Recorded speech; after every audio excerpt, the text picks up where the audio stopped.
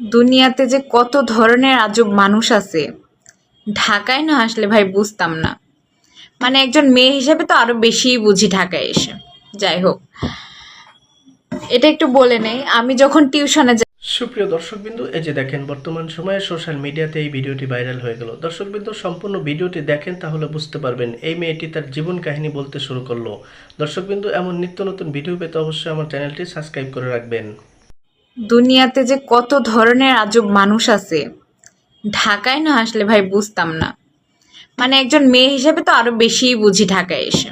যাই হোক, এটা একটু বলে নেই, আমি যখন টিউশনে যাই খুবই সুন্দর করে ভদ্রভাবে যাই, মানে এত শালীনভাবে যাই, মানে আমাকে দেখে মনে হবে যে আমি অনেক ইনোসেন্ট একটা মেয়ে, এরকম মানে খুবই সুন্দর করে যাই।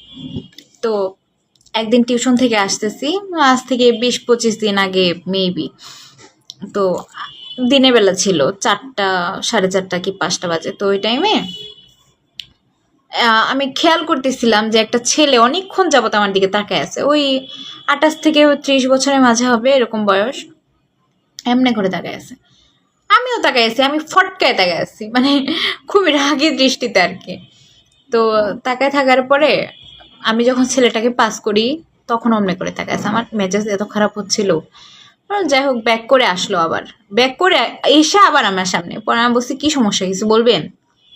বলতেছে ভাল লাগছে। আমি কই, থাপড়ায় একদম দাঁত খুলে দিলেও ভাল লাগবে, বিয়াদব ছেলে।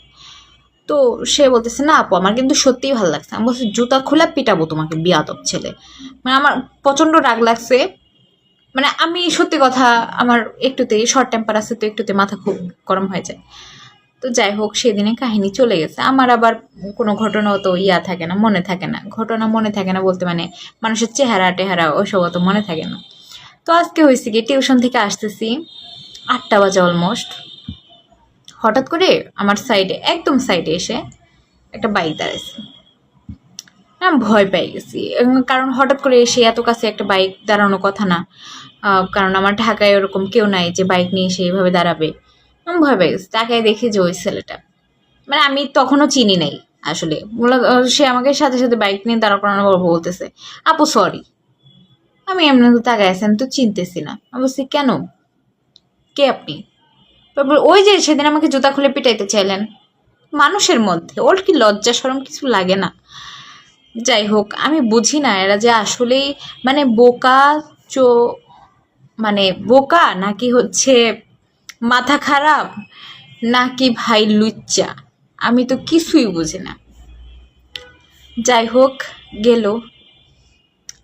আমি শুধু ভাবি যে এরা এত নির্লজ্জ, বেহাইয়া, অসভ্য কিভাবে হয় ভাই। মানে আমি সত্যি কথা, ম্যাক্সিমাম ছেলেই আমার চোখে, মানে আমি যাদেরকে দেখি, এত শেষরা কেন হয় ভাই? এত শেষরামি কেন করা লাগবে, এত ফালতু জ্ঞান? মানে সবকিছু মিলিয়ে শুধু যে এই ঘটনাটা এরকম না, অনেক কাহিনী আছে। মানে এত এত চেষ্টা লাগে, এত আবাল লাগে আমার কাছে এদেরকে, বলা মতো না শালা। মানে কি আর বলবো, শুধু আমি দেখলাম যা, আমি যে ছেলেগুলারে একটু ভাল লাগে না, এই ছেলেটা একটু ভালো হইতে পারে, এই ছেলেগুলাই দেখি এমন অ্যাটিটিউড ভাই, পুরাটা শরীর সহ অ্যাটিটিউড। স্পেশালি আমার ক্রাশ, শালাই তো আমার পাত্তাই দিল না কোনোদিন। আচ্ছা, ও দিবেও না, আমি আর ওর ভরসাও করি না। যাই হোক, এখন কথা হচ্ছে, নির্লজ্জ একটু কমায় হইলেও তো হয় নাকি? এত কেন নির্লজ্জ হইতে হবে ভাই মানুষের?